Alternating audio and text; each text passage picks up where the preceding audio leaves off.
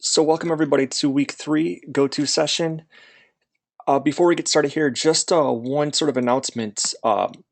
Next week's session will probably be a little bit brief. That's just because, and you guys have probably looked at the schedule, but the cool thing is that for you guys is that between now and the rest of the month, there's only one more project to do. In other words, project 3, you actually get 2 weeks to do it. So project 3 is not going to be due this week, but actually going to be due next week. So as a result of that, there's not going to be a lot of new stuff to talk about in terms of the assignments, except for we'll go over the discussions for the online students.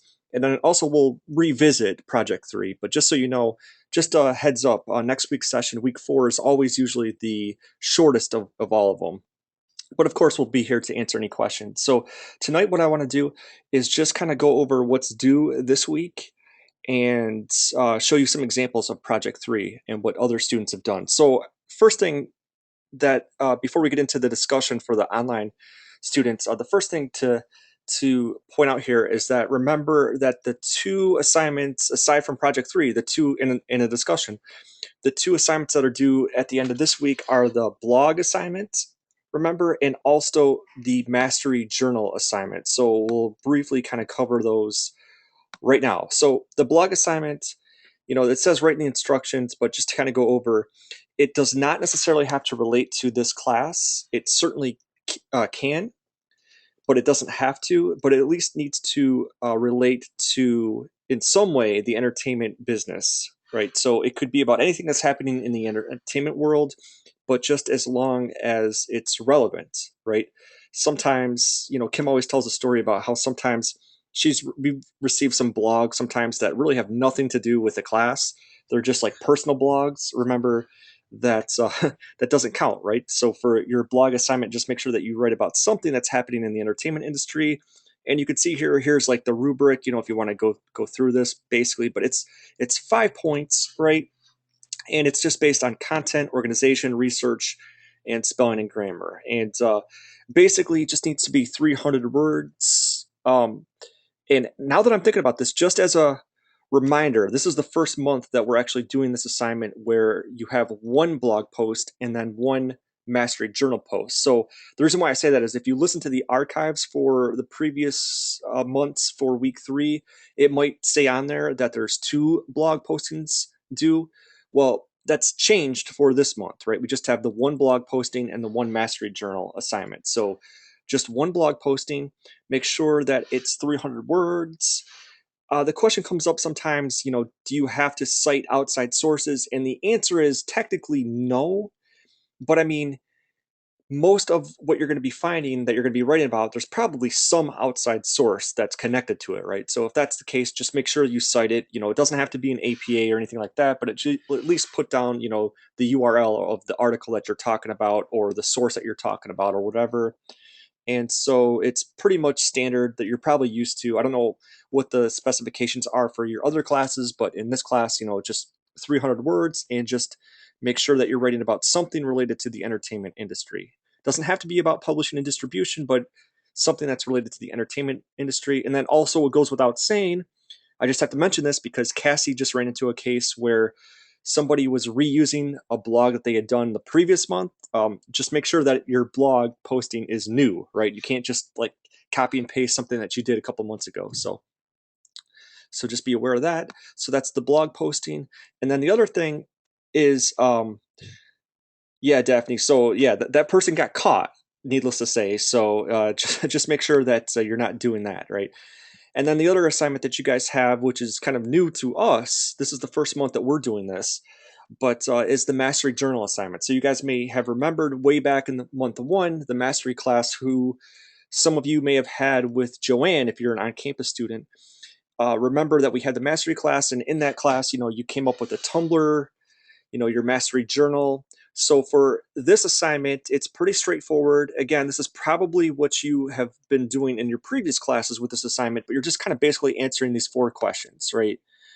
What your original goal was for the course, and keep in mind, that may have changed, right? Some of you, I know that back in month 1, Mastery Journal, the Mastery class, some of you were writing about classes that you had no idea what they were about. And that's perfectly fine and perfectly understandable. So that's okay. So just talk about what your original goal was for the course and how the goal was met by the course. And if your goals changed, well, that's perfectly fine. But just explain like what you learned from the course and how you will apply the material that you found in this course, both personally and professionally. So I mean, the answer to that is pretty obvious for our class, is that some of the stuff that you do for our class, remember, does not have to relate to your final business plan, but the things that we give you in this class are things that you can apply immediately, right away. You could, if you have, like, for example, Daphne is here, and like her idea for the virtual world, whatever, is a really good idea. She could do that instantly, right? So, and then the rest of you also have um, some things that you can do instantly, right? So just explain like how you apply the stuff that you found in this class, and you can apply it personally and professionally, right? And so remember, both those assignments are due at the end of week 3. Remember, this assignment, this mastery journal, same as the blog posting, 300 words. And just make sure that you're free of grammatical, spelling errors, things like that. And so again, you guys are probably used to this. This is probably similar assignment than as you guys have probably had in previous classes. So just make sure to do those. And then also, as kind of a segue before we get into Kim's case study here and how she did project 3, is just remember, for you online students, remember the discussion this week is just to go out there and look at some print on demand companies, right? So we give you a whole list of ones that you can look at, but there's other ones out there, of course. And there's no right or wrong answer to these things, like which one you use for project 3, but just go out there and do some research on some of them and explain like what are some of the positives of some and what are some of the negatives, right? And just that's the discussion this week, is just to do some research on some print on demand companies and then tell us what you find, right? It's pretty straightforward. If you want to do like a compare contrast between two of them, like for example on the music side, if you want to compare and contrast CD Baby with TuneCore, that's totally fine. And again, there's no right or wrong answer. Some people prefer CD Baby, some people prefer TuneCore. Um, Daphne says the project 3 is labeled for June 1st. When is the yeah? So exactly, Daphne. So Daphne, you may have actually came in here a couple minutes late, but I was explaining that for project 3, you guys actually have until the end of the month to do project 3. So yeah, you're right. The June 1st deadline is correct. So project 3 is not due this Sunday. You actually have until the following Sunday. So for the discussion, though, for this week, just at least in your preliminary research, just go out there and look at some, various print-on-demand companies, and that's the discussion for this week. So, but as you're right, though, as Daphne says, keep in mind, Project 3 is not actually due this Sunday. It's actually due the following Sunday. So it's pretty cool. You have 2 whole weeks to do this. So let's go through and let's explain how Kim did project 3. In other words, how she was in your position, what you guys are doing right now, and how she went about doing it. Right. And then at the end here, I'll show you some examples of previous student projects that they've done, in previous months. So without further ado, and I apologize to like Christopher and anybody else that might be listening to this later, this is going to be repeated a little bit in class. Kim will probably go over this a little bit more in depth in class, but just for the sake of the online students, I just want to introduce this material now. So you might see some of this later in class, but it's important to get this across because this is very, very good stuff, actually. Very, very important and very, very informative as to how you guys can go about doing Project 3. So basically, it's kind of a setup to this. I'll explain that Kim has books that she's published previously, right, with traditional publishers. In other words, like she did what you guys did for projects 1 and 2, right? She found a traditional publisher, she found an agent, and she was able to get some of her books published through a publisher that you guys are probably familiar with called McGraw-Hill, right? They do a lot of textbooks, they do a lot of scientific stuff. And anyways, that's what her books are, that's the company that her books are published with, right? So when it came time to do her latest book, this is back in like 2010, she was looking at the options, and she could have gone through and done the traditional way just as before, right? She could have published with a traditional publisher, but she said, you know what? I'm going to try this new thing called self-publishing. Now, you may have recalled, I think we talked about this before, but self-publishing had a bad reputation several years ago because of the fact that most self-publishers, when they talked about publishing companies, they were considered vanity presses, right? Meaning that all they were is basically printing companies. They would not get you the barcode, they would not get you the ISBN number, they would not do customer service for you. They would keep your, well, the traditional publishers would keep your copyright, right? Now, so what would happen a lot of times in the music industry, for example, is you'd be part of a band, right? And you would go out there and you would say, okay, well, here's a company that's going to get me 1,000 CDs, right? But here's the thing. At the time, the technology was not there. So you couldn't just like, sell a CD if somebody ordered it. You had to have a minimum order requirement. So in other words, you would go to one of these companies, these printing companies that would manufacture these CDs, and they would say, okay, well, you have to buy 500 of them, right? So that's what they would do is unfortunately, they'd say, oh, well, I guess we have to buy 500 of them, right? And then guess what would happen? They would take these CDs to stores like Best Buy and Harmony House and Circuit City back in the day when Circuit City was around, and Target and things like that. And guess what? Target would say, sorry, we're not going to sell this. There's no barcode, right? We have no way to track inventory. That can lead to legal problems. There's no ISBN number. So sorry, we're not going to sell it. Then to make matters worse, the band would say, okay, well, I guess we can't sell it through CDs, but through Best Buy, we can't sell our CDs through that way. But at least we can go to our concerts and we can sell them to, outside the doors of our concerts. And sure enough, they could. But then guess what would happen? A lot of times in the music industry is that bands break up all the time, right? So what would happen a lot of times is there'd be some sucker out there with 500 CDs for a band that just broke up, that doesn't even exist anymore, and they're trying to sell them out of the trunk of their car. Guess what? It doesn't work, right? And the same thing would happen in the book industry, right? But here's the cool thing that happened starting around 2009 or so is that you have what are known as print on demand companies, right? And these companies would get you all the things the vanity presses couldn't get you. They could get you the barcode for free, actually.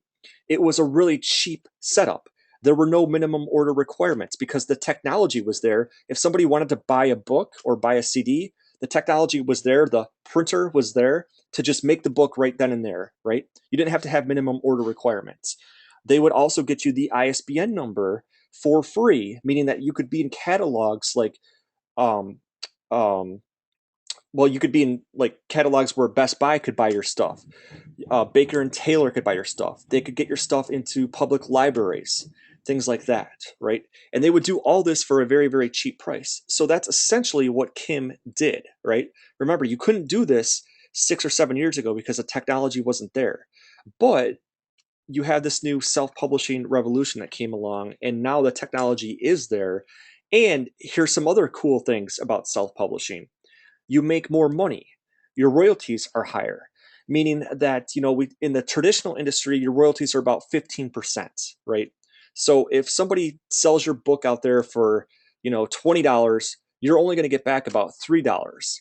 And then on top of that, you have to pay the agent, right? Well, guess what? Self-publishing, your royalties for physical books or physical CDs are roughly, I think, something like 40% or something like that, or even higher, depending on the company that you find. Digital copies are even greater than that. Your royalties for digital are something like 70% if you sell your book on Kindle. In the music industry, I believe, and you could correct me if I'm wrong, but I believe now TuneCore gives you pretty much 100% of royalties digitally. In other words, if you sell your music on iTunes, you're going to get all of that money to you. Now, there is like an annual fee that you have to pay.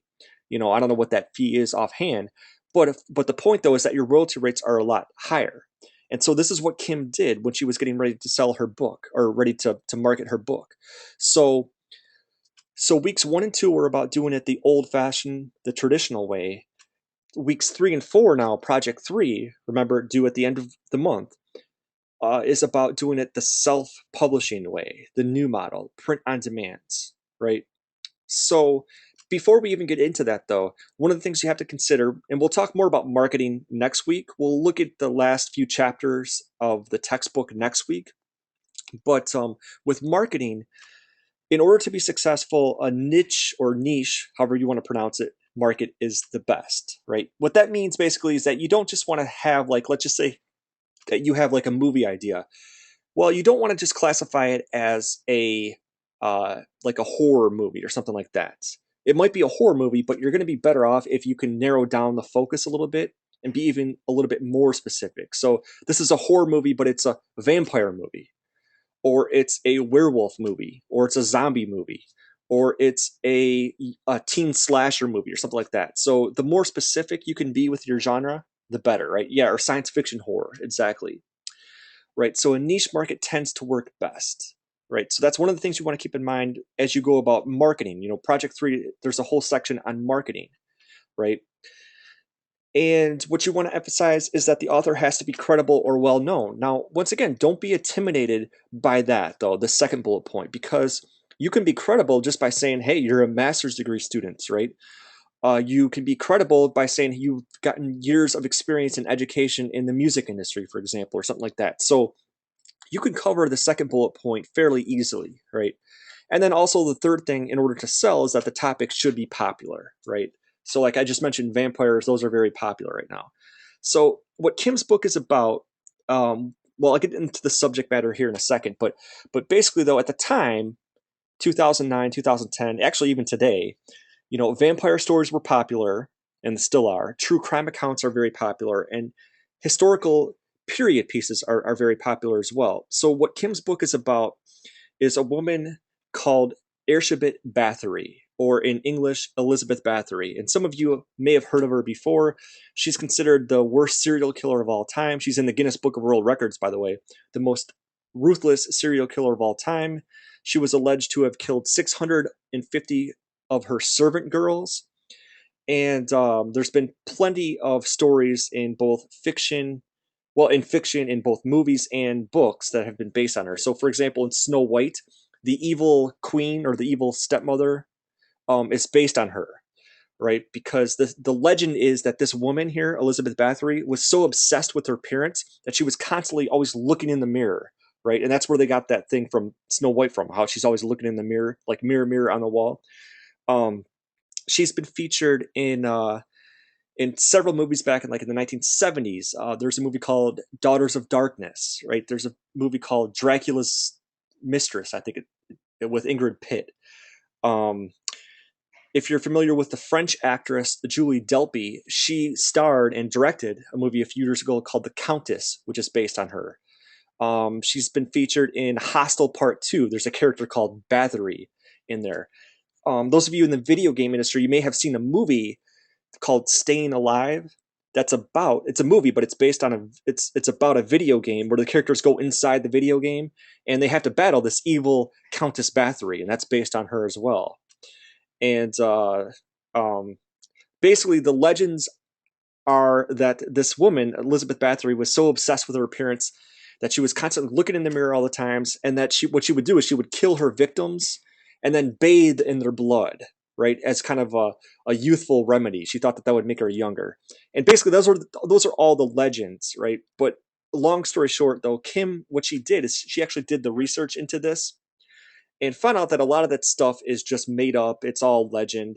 The 650 victims were way exaggerated.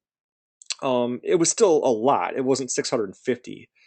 But anyways, though, the point though is that what Kim did for her book is that she actually went over to Europe and looked at the court records. Like, this is the first time that the court documents have been translated into English. So she read the court documents and read the complete whole story, and that's what her book is about: is exposing what really happened with this woman, right? Um, and so that's kind of her book. That's what her book is about. And so here's some other things. Lots of B horror movies were about this character. There's a metal group called Bathory that's based on her, and so on and so forth. So, anyways, that's what her book is about. So, what Kim did after she did her book is when she was getting ready to publish and distribute it, she did a SWOT analysis, right? She examined all of the strong points, the weaknesses, the opportunities, the threats, and so her selling point though was the new material that she could offer. meaning that this was the first time in English that people could see the court records. In fact, she's got them printed in the back of her book, like word for word, what the court records show, right? So what she did is she looked at the same exact print-on-demand checklist that you guys have, you online students have, right there in the discussion. And Kim, for you on-campus students, Kim will give you a list of some of these as well. But I mean, there's tons that you can go out there and explore. Now this is not an endorsement, okay? But she ended up using CreateSpace, which is actually owned by Amazon, right? So the good thing with CreateSpace is that it'll do all of those things that I mentioned before. It's going to get you your barcode. It's going to get you worldwide distribution instantly, right? Because it's through Amazon. This will get you distribution physically, in other words, physical copies of your book. They'll handle all the customer service. And also, you can sell your book through Kindle this way, digitally, right? It's going to get you your ISBN number for free, right? It's going to do all of these things. So CreateSpace is the one that she used. Now, there's different ones. Remember, there's no right or wrong answer. Whatever print-on-demand company you use is fine, just as long as you explain which one you used and why you chose it, right? So CreateSpace does books, movies, and music. TuneCore, of course, will do music. CD Baby will do music. Film Baby is a popular one for film. Steam is a very popular one for video games. Blurb is another one for print, for books, but that one is not, it doesn't give you as many distribution channels as like CreateSpace does. But nonetheless, though, you can use Blurb if you want to. There's one called DistroKid, which is a really popular one for music now that's competing with CD Baby and TuneCore. There are other ones offhand. There's one in the film for film called Distribber, which is really popular. So the point of all this is that you guys can go out and do the research on print-on-demand companies, but you can choose whichever one you want. But what you have to do for Project 3 is just explain why you chose the one that you did, okay? So the next thing that Kim did is she did, for marketing purposes, she came up with a brand. And so like she uses a picture here or a portrait, whatever. And because of the fact that this is a really, really old portrait, she doesn't have to worry about copyright issues or infringement or anything like that. But this image, whatever you choose, whether it's a logo that you have for your music, for your band, or for your film, whether it is a drawing, whether it's an illustration, whether it's a picture, as long as you have the rights, whatever it is, you want to kind of exploit this as much as possible. So what I mean by that is like this image that you see right here, this is going to be the cover of Kim's book. This is going to be the cover of her homepage, which I think is something like infamouslady.com or something like that. But this is going to also appear on the Kindle version, and this will appear on any kind of marketing or promotional things. This will appear on her press release, right? So you want to choose a brand, come up with a brand that's very consistent, right? You guys all had the branding class with Ken before, and he probably talked about how when you come up with a brand, you want to make sure that it's consistent throughout all sorts of ways that you want to market your products, right? And so yeah, that's her. So she created a website. Now here's the thing too. When we started doing this class, several years ago, at the time, getting a website was a little bit difficult. It costed, not tons of money, but it costed, a decent amount of money, and it was hard to do. People were not very well knowledgeable in terms of web design. But the cool thing, again, today, though, is that all of these things are way, way, way more convenient, right? I think if you go on some web hostings like GoDaddy.com or something like that, or there's some other ones out there, it's really cheap to have a website. I mean, we're talking like a couple dollars a month to have a website. In terms of web design, they have tools on there. You don't necessarily have to know HTML like you used to.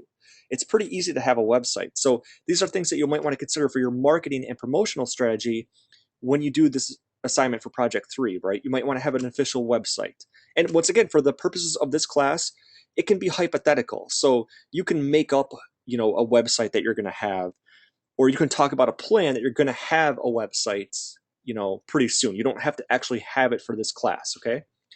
But she has a website right there. And on the website, you can find like general information, You can find out biographical information about the Countess, right? You always want to kind of give your readers or your customers something for free, right? You don't want to give away the book, but you might want to give them information that'll help, garner their interest for your book.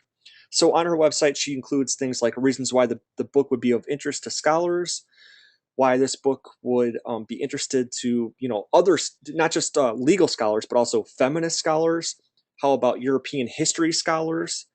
In other words, she has a lot of different target markets, right? So she has different types of niche that we talked about, right? Not, different niches, if you will, not just one niche or niche. One of the things that her book offers that others don't, once again, this is the very first time that this stuff has been translated. The core documents have been translated into English. So that's something that's unique about her book. So that's a good selling point.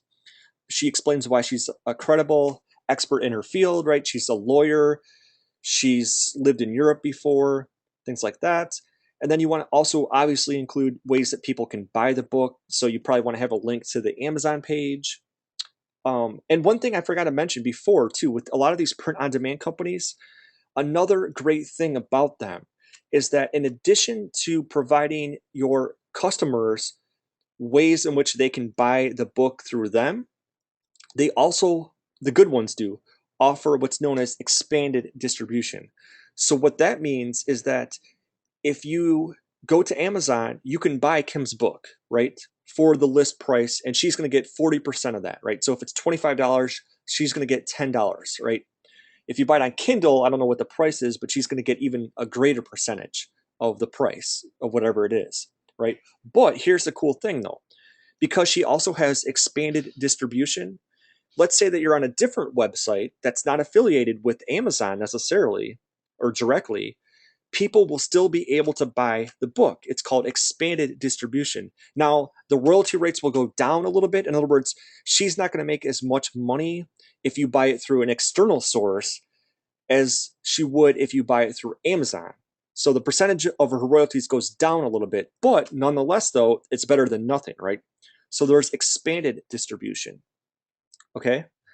So that's what her book is about. And then she also planned strategically different types of releases, right? So, I mean, she was trying to get Halloween because obviously that would be a good time for a horror themed book like this that's based on a serial killer. That would have been a good time. I don't think she quite got Halloween, but it was close.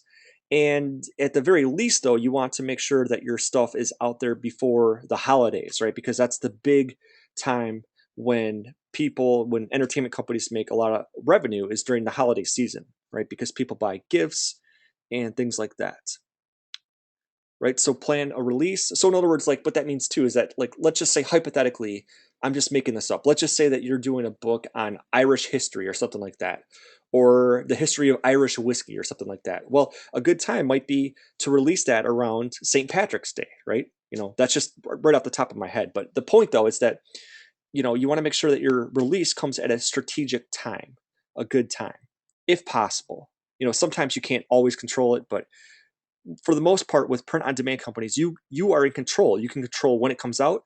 You can also, by the way, another thing I forgot to mention, you can also control the price that you want to sell. So in other words, there have been plenty of times in the past where doing it the traditional way, unfortunately, the author would be at the mercy of the agent and the publishing company. So, like, let's just say the author wants to sell their book for $30, right? But the publisher comes back and says, well, no, sorry, I don't think people are going to buy it at that price. We're going to sell it for 15. Guess what? You had no alternative. You had to listen to what they say. Also, another great thing about print on demand companies that I should have mentioned before, but I'll mention now, is that you get to keep your copyright. Now, this is very, very important, right? Because there have also been tons of times when an author will do things the traditional way. They'll sell their work to an agent and, by extension, the publishing company, right? But guess what? The agent or the publishing company comes back and says, you know what? I don't like the ending. I don't think that this character should die. We're going to have them live. Guess what? As the author, you had no say because once you sold your rights to them, they have the copyright. You have no control over that. But the great thing with print on demand company, you get to keep your copyright. So if you don't want that character to be killed off in your story, You don't have to. Um, so you get to control the copyright, you get to control the price. And there was something else I was just going to mention on that. I've drawn a blank offhand, but anyways, though, this is the great thing about print on. Oh, I know what I was going to say. You do not have to have exclusive distribution. So what I mean by that is, like, let's just say hypothetically that you pick one print on demand company and they go out of business or something like that, or they just aren't really selling your product the way that you would like them to. Like, let's just say that your sales aren't as high as you would like them to be. Guess what? You can switch to a different print on demand company. Why? Because you keep your copyright. You're not tied to that one company that you sign with. You can change. Again, so you don't have exclusive deals with anybody. That's another great thing about print on demand companies, right? So, like I said, expanded distribution. You get to uh, receive a barcode, ISBN number, EAN13, which is the same thing as an ISBN, only they add on 3 numbers to that for the European market. And like I said, a good print on demand company will give you this for free or for almost free, basically. I think Kim, when she started her project, it was something like $37 to set up. It might be a little bit more. These things kind of change all the time, but I think to set her thing up with CreateSpace, it was like $37, and now she's made, like, 40 or $50,000 since then. Pretty good return on investment, right? So print on demand company, very very cheap in most cases. And then for marketing, she did email marketing, things like that. She began to use social media. So we'll talk a little bit more about this next week. But in fact, you guys, next month, we'll have Kristen's class, which is on digital marketing. And she'll take you through some strategies for web optimization and things like that. But for now, for at least for our class, you can talk a little bit about social media marketing, right? Will you have at least a Facebook page? I mean, you have to have that, right? At least a Facebook page, an official, even if you don't have an official website yet through GoDaddy.com or some other web server, at least you want to have a Facebook page, right? Because it's totally free. Now, in Kim's case, she also has like an additional Facebook page for scholars, right?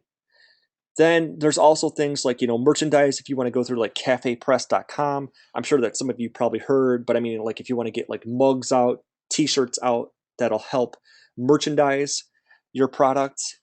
That would be great as well. So these are all things that you can talk about in your marketing strategy for Project 3, right? Twitter, blogs, things like that. Um, Once again, web optimization. You'll learn more about this next month, but I mean, some of you are already familiar with like Google AdWords. Those are things that you can use, you can talk about for your marketing strategy. So now we turn this on to you. Where will you take your project for Project 3? Okay, so that's what we're kind of excited to learn about, and that's what your goal is for Project 3, is to explain how you do exactly what we just showed you what Kim did. So let me actually, you know what, I should have brought this up before, but let me just go ahead here and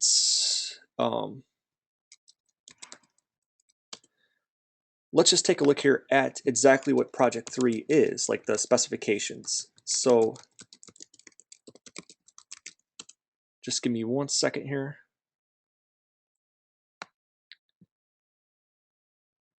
And let's take a look here at Project 3. And then I'll also, of course, show you some examples of what other students have done in the past.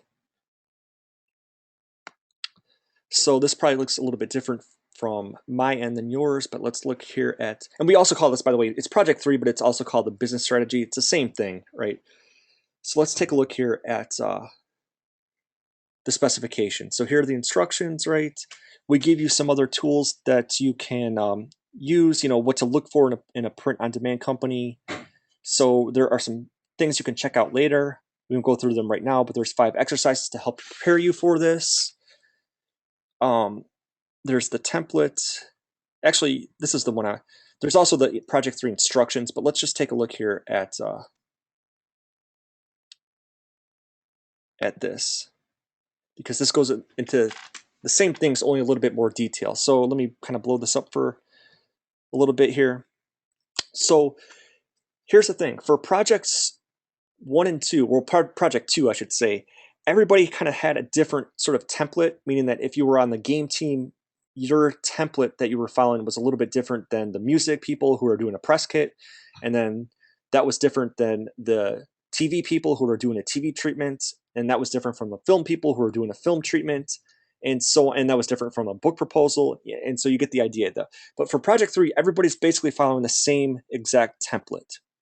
Now, the first thing I want to emphasize, though, is this one right here, the mission statement. Keep in mind, in fact, it's funny, we tell you in the go-to session, and we even put down here in bold, but a lot of time, or at the very end here, in all caps, note, but still, though, every month we always get people that confuse this, right? The mission statement is not the mission for your company.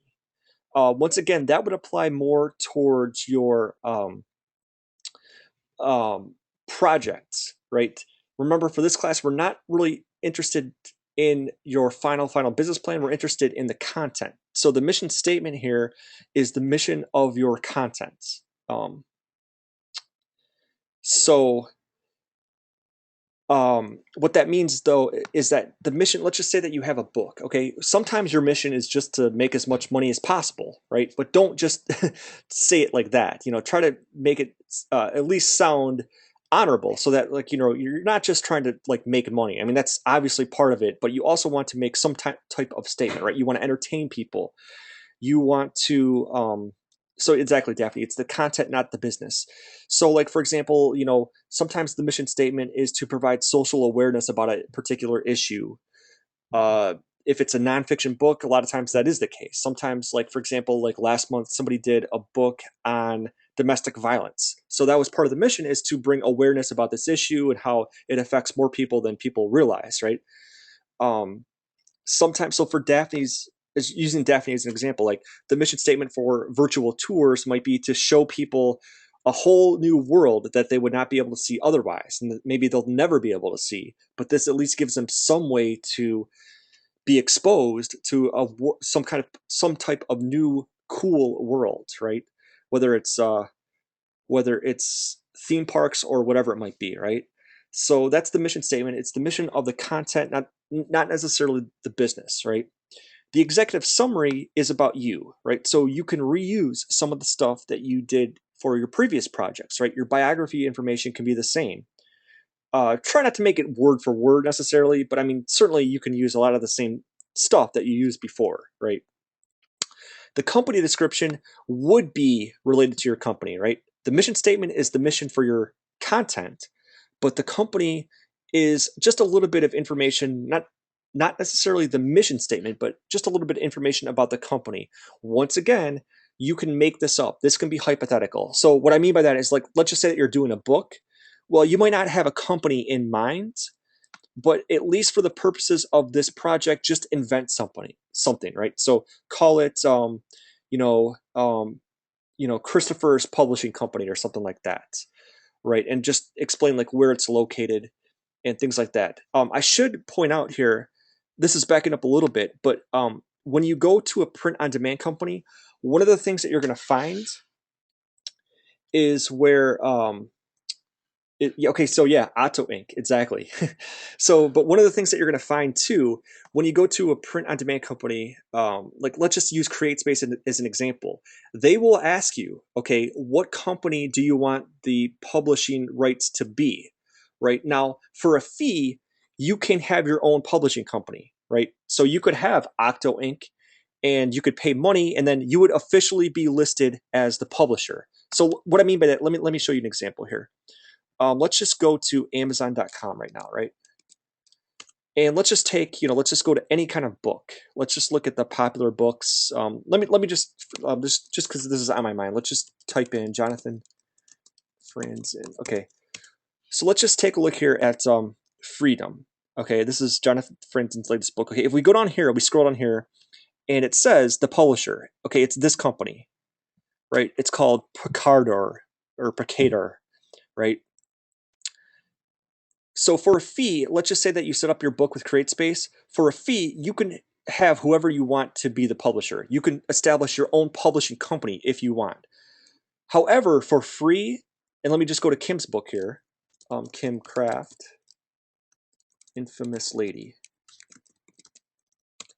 If you want, and in Kim's case, she didn't care who the publisher was. So if we go down here, the official publisher is going to be listed as CreateSpace, right? So CreateSpace is the official publisher for this book. So you could have it however you want. I mean, I think most people don't really care who the publisher is necessarily, but the point though is that if you want to have your own company, you certainly can, for a fee, you can invent your own company. It could be called Octo Inc. if you want. Okay. So if that's the case here, if we go back to this, then your company, you would just describe who Octo Inc. is and what they're about and where they're located, right? Or, like I said, you can be hypothetical and just make up your own company. Whether it's real or fake, it doesn't matter, okay? And really, to be honest, this company description is not really that important for this project.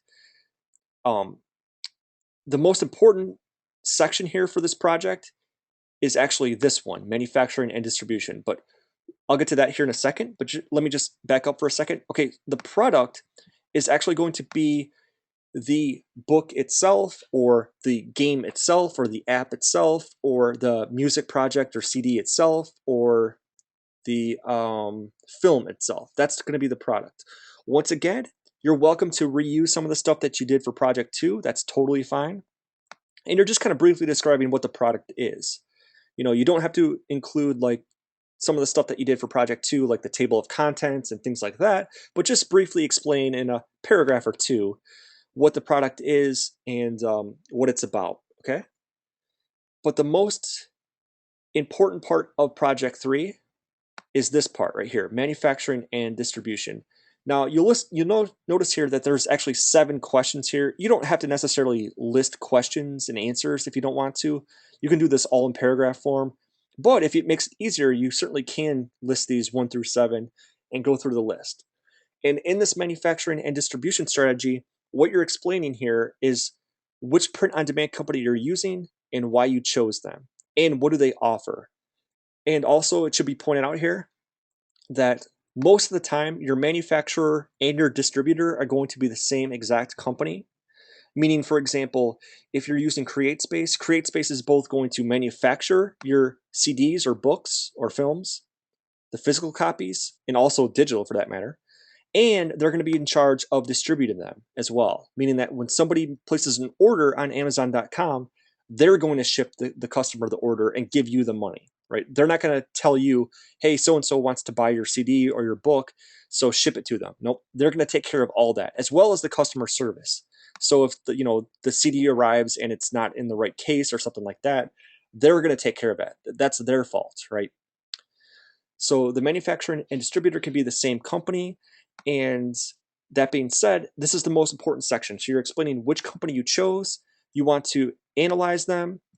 You want to, in some cases, do a compare contrast, like why you chose TuneCore over CD Baby, or why you chose um, Film Baby over Distributor, or whatever it might be, right? Discuss what you discuss your distribution options. Now, I assume most of you will probably opt for both physical and digital copies. That's not always the case though, but just explain what your strategy is with that, right? You don't necessarily have to provide like financial projections and things like that, but it would be very, very helpful if you can at least provide some of the financial information. And once again, this is the part of research on your part. This is where research comes into it. What you should do is go on there and find out how much money you're going to sell each unit for and how much they're going to take away. In other words, what your royalty rates. So in other words, what percentage of the product you're getting or the money that you're getting and how much money you're going to make per unit sold. And a lot of these print on demand companies will have tables and charts and things that you can utilize, resources that you can utilize on their websites where you can basically plug in this information and they'll give you the amount of money that you can make. So that's the part where research comes into play. So there's not really a set answer for that. And so you have to determine, how much you're going to sell your product for and then determine what the royalty rates are going to be and how much money you're going to make per unit sold, right? Number six, discuss whether the distribution deal is exclusive or non-exclusive. Once again, most, at least the good print-on-demand companies, are going to give you a non-exclusive deal, meaning that like you can use them, but you can also use somebody else if you want to, because you're not really giving up the copyrights to them. And then kind of any type of licensing, merchandising, if you want to use cafepress.com or anything like that, talk about that. And then the last section, or second to last, is marketing and promotion. So we'll talk more about Web 2.0 in the last few chapters of the textbook next week. But if you want to jump ahead, you can look at those if you want to, and just talk about what types of marketing and promotion opportunities are out there. And once again, you can reuse some of the stuff that you did for Project 2 if you want to. But you would want to talk about, any kind of, web tools or social marketing options that are out there. Talk about who the demographics and who the target markets are. And I say target markets plural because, once again, like using Kim as an example, one of her target markets would be like feminist scholars, right? Another one of her target markets might be European scholars, historical scholars. Another one of her targets might be vampire fans, because Countess Airship Bathory was alleged to have been a vampire, as well as she was alleged to have been a lesbian vampire, as well as a serial killer and a charlatan and all these other things, right? And all these legends about her bathing in her blood. So Kim, in other words, has a lot of different target markets that she can utilize, right? And then a conclusion doesn't have to be very long, but just provide, a brief kind of closing paragraph, just that kind of just summarizes this and wraps it all up, okay? So let me go ahead here and let's look at some examples here before we get into the attendance questions. Let's look here at, let's look here at a couple of them. Okay, so here's one. Okay, I'm not sure which one this is offhand. Okay, but this is a, okay, this one is very, very long from what I remember. But in fact, she even includes more sections than you really need to, I think. Well, I mean, she includes like competitive analysis and things like that. That's not necessary, but nonetheless, though, you can see this is a very, very detailed project 3, right? So in this case, she's talking about her executive summary. Now, she should actually start out with the mission statement, not the executive summary, but nonetheless, she has an executive summary. She talks about herself, her biography, things like that, right? Mission statements. This is a case where she talks about her vision first, and then she does talk about her company. Remember, this is a little bit incorrect. The mission statement should be more about the specific product that you're marketing. So that's one thing that she could have improved on. She talks about the company description, what the products are. And this is a pretty lengthy example. Let me give you one that's a little bit not quite as intense as this. Let's look at this one, okay? So,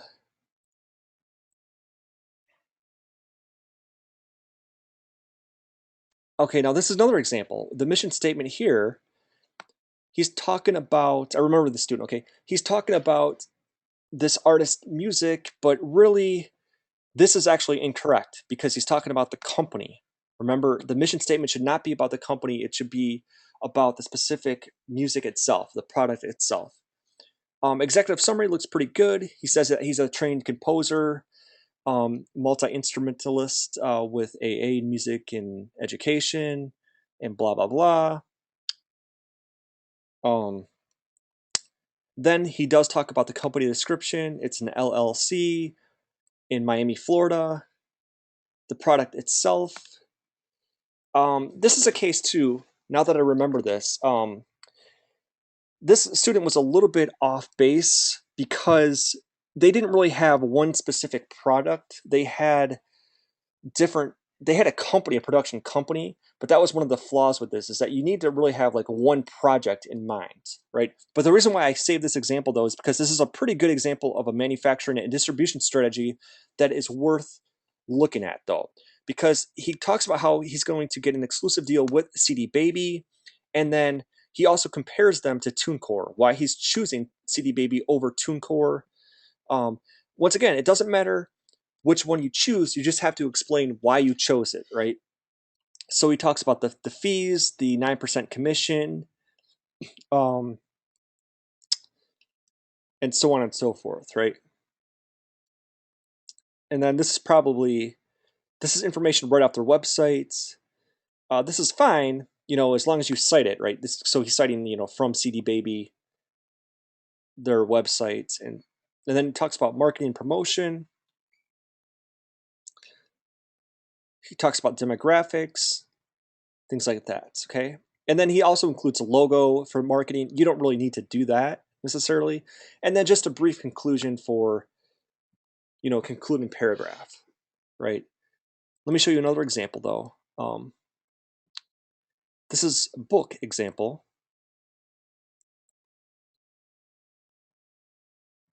Okay, and actually I may have shown you the project 2 version of this as well.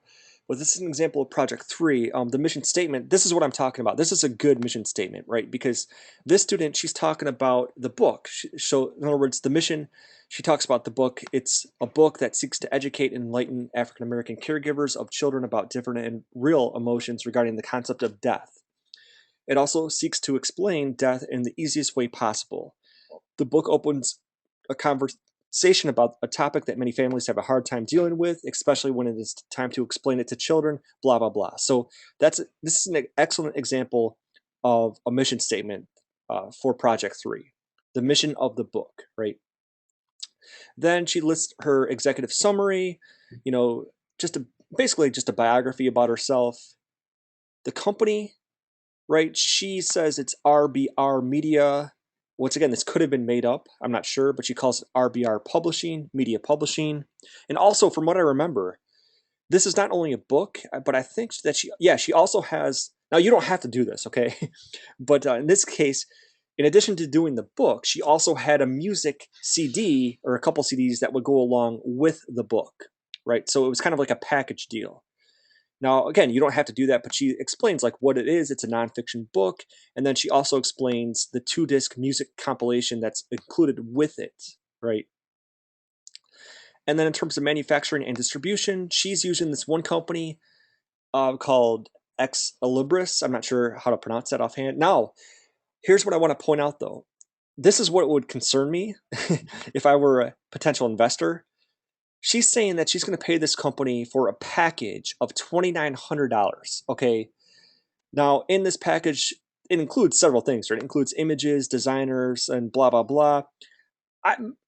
Instantly, though, this is kind of a red flag. I would be very, very careful. Remember that I told you Kim, in her example, using CreateSpace, she started her whole project up with $37. Okay, that's all she paid. So right off the bat, this is really kind of concerning to me. But nonetheless, though, once again, Kim and I, we're not making judgments on the choices that you make in terms of print on demand companies. As long as you can explain it, I guess that's okay. So whereas I personally would not do this, I would not want a package for $2,900. She does make a case for it for her plan, and maybe she can afford it for what she's planning to do. Okay, that's fine as long as you explain it. That's okay. But just as a red flag, I would be very, very careful. So this doesn't really apply to Project 3.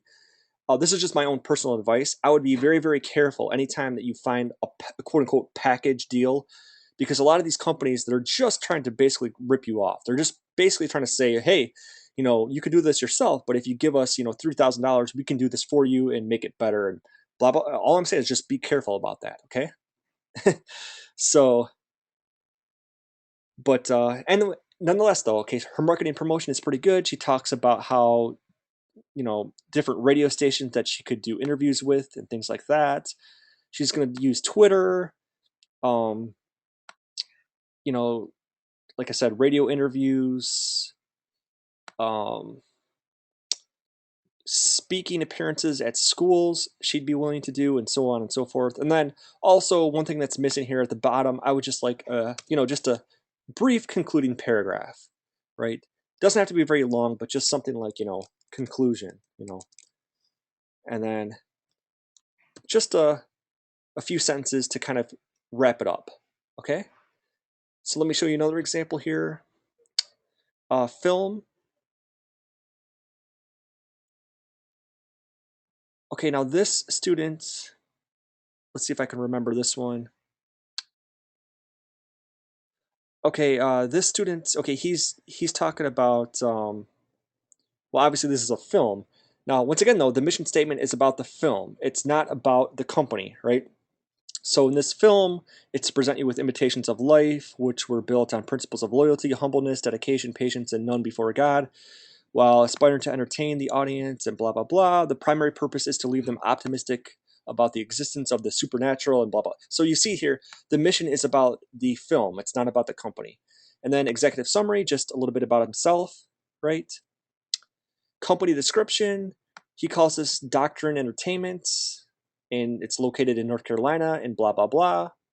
Again, it doesn't have to be very long, but just a few words about the company. Okay, the product, it's the short film. Once again, and he briefly explains the plot, right? So it involves Jonathan Smith, a 5-year-old boy who lives with his grandma Smith and adores the gift she gives him, an iPad that she tells him will allow the blah, blah, blah. So you get the idea. Just a little bit about the plot. Manufacturing and distribution. Okay, he's using CreateSpace. Okay, that's the company that Kim used. That's not an endorsement. You can use whatever you want, but just explain which company you're going to use. And he even talks about the price here with the small fixed price of only $4.95. Remember, this is a short film. And he's going to be using Amazon.com and eStore, right? And then he goes into the percentages, though. This is what I'm talking about. The more detail that you can provide for this section, the better grade that you're going to get, right? So he talks about the royalty rate's 15%, and Amazon charges 45% for sales. Once again, these numbers can change month to month, so just this is part of doing your research, right? So he says the film will be sold for $10 a copy, and he goes into projections. You don't really have to go into projections.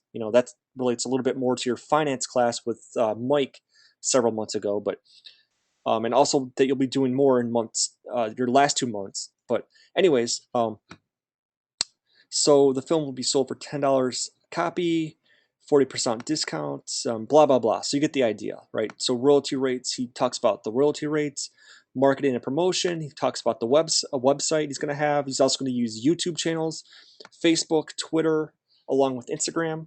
By the way, this reminds me too, next week, I'll show you, well, I can't show you guys video, but I'll explain how Kim actually used YouTube for a promotional thing that anybody can do. Remember, YouTube is totally free. And so I'll talk a little bit about that when we talk about marketing a little bit more next week. And then, like I said, just a brief concluding paragraph. That's all you need. It doesn't have to be very long at all. Just 3 or 4 sentences is fine. Okay? And then one final example here that I'll show you is just a TV show. This is, from what I remember, I think this is a real estate show. Yeah, okay. This is actually a pretty interesting idea for a show. At first, I was skeptical of it, but the student does a really good job of making the case of why this could be really good. Okay, so the mission statement is about the reality show, and it's going to give people an in-depth look into the day-to-day operations of property management companies. In addition, the audience will have behind-the-scenes look at multi-million-dollar assets. So then, executive summary. He talks a little bit about himself, and the reason why he's doing a real estate show, by the way, is because that's his background. He has a background in sales, doing it, real estate. Then company description. He talks about the company. The product itself is the show, right? So he talks about a reality-based docu-series for television, and he goes into details about what the show is, the production of it, and so on and so forth. Manufacturing. Now, he uses a company that I had not heard of before necessarily, but he explains what the company is, what now keep in mind too, I should point out here that especially for Daphne, who's doing a sort of like a virtual reality. Your manufacturing and distribution, you might have to get a little bit creative with this. In other words, ideally, the project is set up so that you would use a print on demand company. But the fact is that there's a lot of quote unquote print on demand companies out there. Like this is one that's a little bit unconventional that this student is using. That's okay.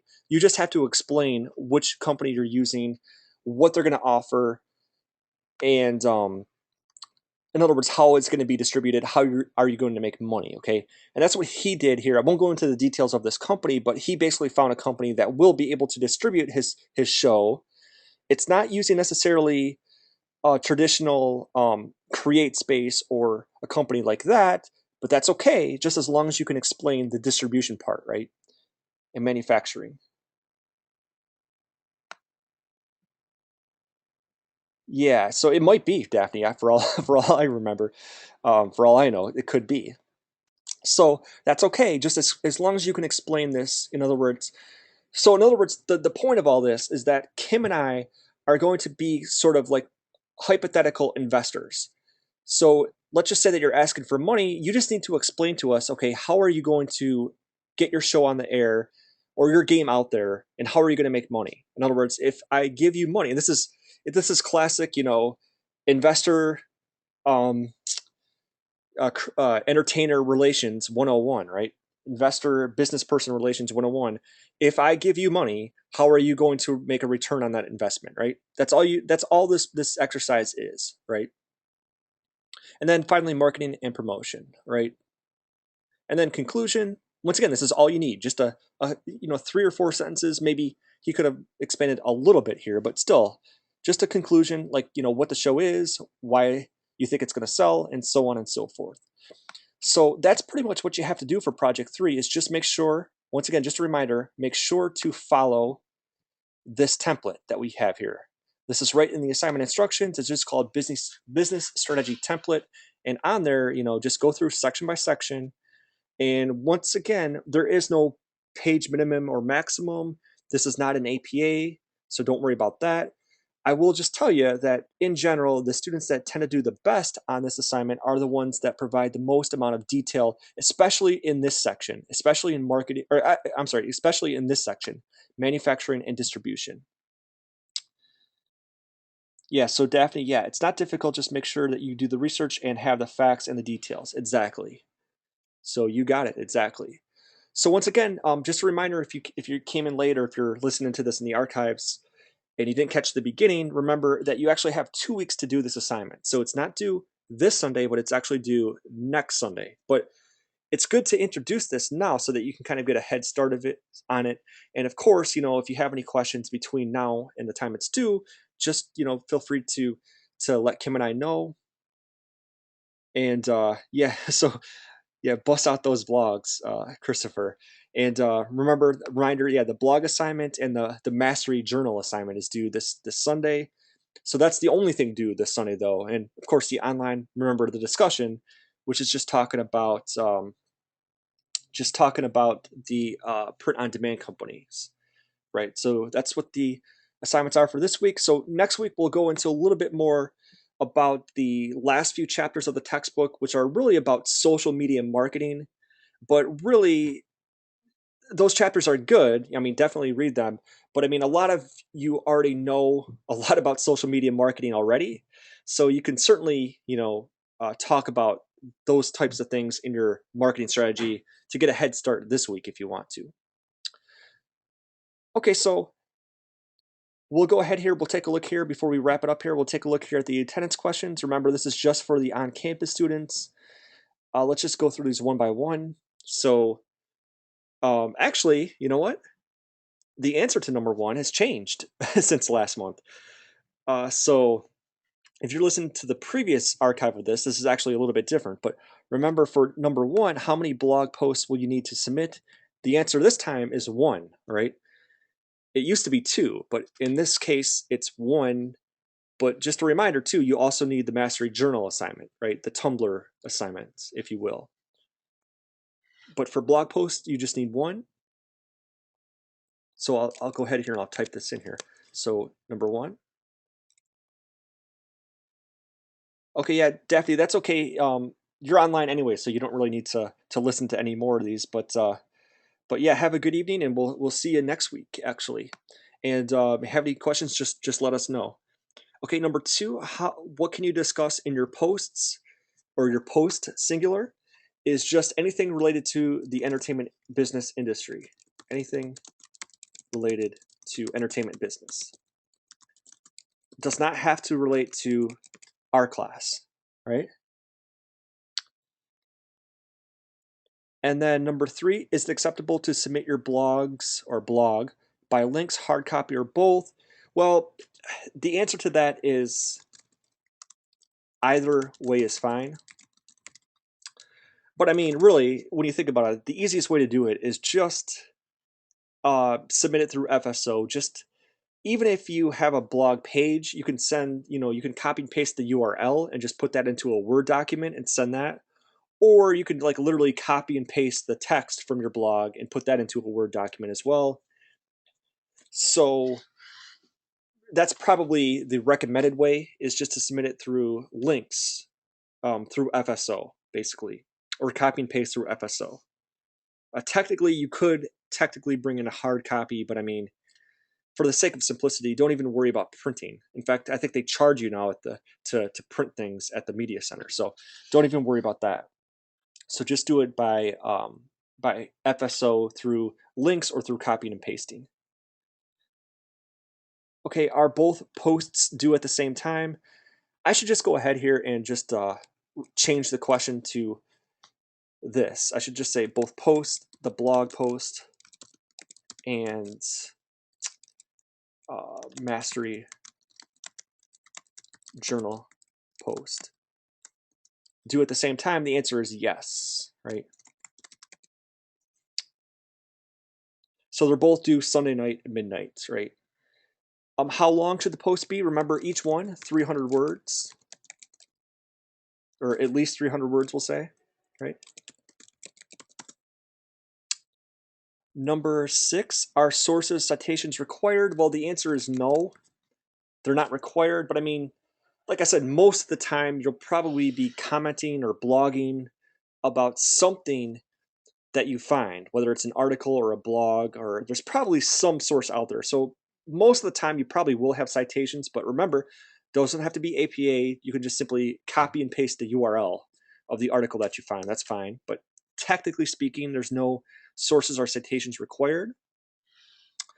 Okay, number 7 in project 3, what is the purpose of the business strategy? Well, the answer to that is just simple. It's just to explain how you can, or I can, whatever, you can self-publish and self-distribute the content. And then you can even put like, from project 2 or projects 1 and 2, whatever. But that's basically the answer though, is you're explaining in project 3 how you can self-publish and distribute the content. The same content that you were using in projects 1 and 2, where you were getting somebody else, in other words, the agent or the publisher, to distribute the content. Here you're explaining how you can do it yourself using a print-on-demand company or something like that. That's all you need to put for number 7. Just that simple, okay? Number 8, in general, the business strategy has the same sections as a what? And the answer for this one is business plan. Just that simple, just a business. It has the same sections. It's a little bit different in the sense that I may have closed it out, I think. Oh wait, yeah, okay. Sorry, I closed it out, but the sections are pretty much the same as a business plan, but it's a little bit different in the sense that in a business plan, of course, your final business plan for EBMS, you're looking specifically at your plan. Here, we're looking more at the content, the project. A book project, a CD project, a game project, a film project, a TV project, etc. Right? But nonetheless, though, the template itself, the thing that you're following, has the same sections as a business plan, basically. So Christopher asks, okay, on FSO under the assignments, it says both blogs are due on the 27th. Yeah, Christopher, that's a good point. Yeah, you know what? That's true. I think for the online students are due Sunday. For you guys, though, that's right, Kim, because we have class, they're actually due for you guys on Tuesday, the 27th. So you are correct on that. And technically speaking, I guess if you're an online student and you're listening to this, if that messes you up somewhat, and you need until Tuesday, that's fine. If you need until Tuesday, that's fine. Technically speaking, they're set up for Sunday though. That's because in the online version they work from Monday to Sunday. So technically they should be due at 11:59 on Sunday night. But you're correct though. If it says Tuesday on your end, then that's the correct one. I mean, obviously you can try to get them done before then if you want to, but I guess if you're online and you're listening to this, it's technically okay if you want to just send them through email, or just put them on FSO because it'll allow you, I think, to submit things past the deadline. So that's fine. So you're correct, Christopher, on that. And then, so continuing here, number 9, what is the page requirement for the business plan? The answer to this one is simply none, right? There is no page requirement for the business plan. With a warning, though, or just a heads up, that the people that tend to do best on Project 3 are the ones that usually write the most detail, right? So technically speaking, though, there's no page requirement. And then where can you find a template of the business strategy? Well, the answer to that is you can simply put, it's right there with the assignment. So in other words, if we go back to Safari here, again, this will probably look different on my end than yours, but basically when you open up the assignment, there should be this down here where you have these downloads, and the business strategy template is right here along with the downloads.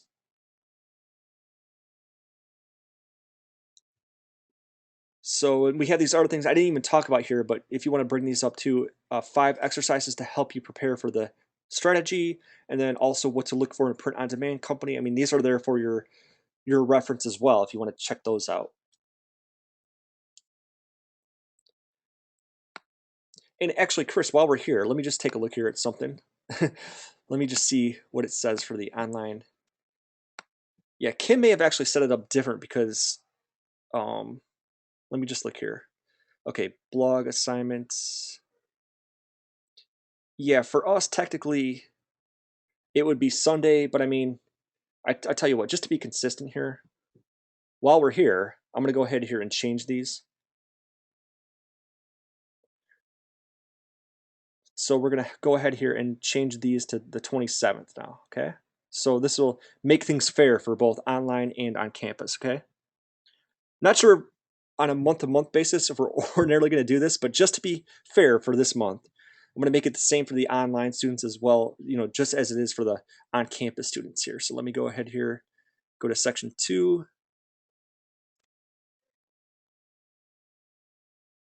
And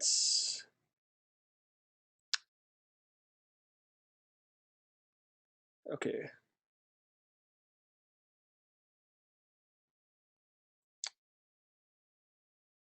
So change this to the 27th, and I forgot to do the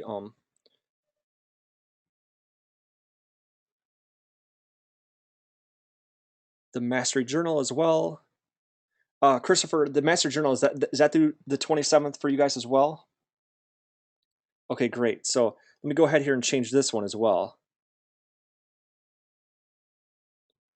So there, completely fair to everybody. And so as I'm doing this though, I think this will probably wrap things up. So for next week, just remember we'll do the same time, same place. And as always, if you can't attend, we'll go ahead here and we'll put this on the archives. Once again, this unfortunately, when we record these and we put these on YouTube, sometimes they take a while. So I'm not sure exactly how fast I'll be able to put this up, but probably by tonight or definitely by tomorrow. So if you come in late or if you need to review anything, then you can go back and you can check out the archives afterwards. We'll put this right on our YouTube page as always. So, um, so yeah, Christopher, that's fine. You got rid of the attendance right away. So no worries for you the rest of the week on that. So, all right. So thanks for attending, Christopher, and also Daphne, who was here earlier. Anybody else that might be checking this out later in the archives. Remember that it's Tuesday, so you have plenty of time to do Project 3. Just make sure to do the blog post, and the journal post by Sunday, and otherwise, I wish everybody a good rest of the night. I'll go ahead and close this off and put this in the archives, and we'll see everybody again, same time, same place next week. And if you have any questions, just send Kim and I an email. And we'll get back to you. Okay, thanks.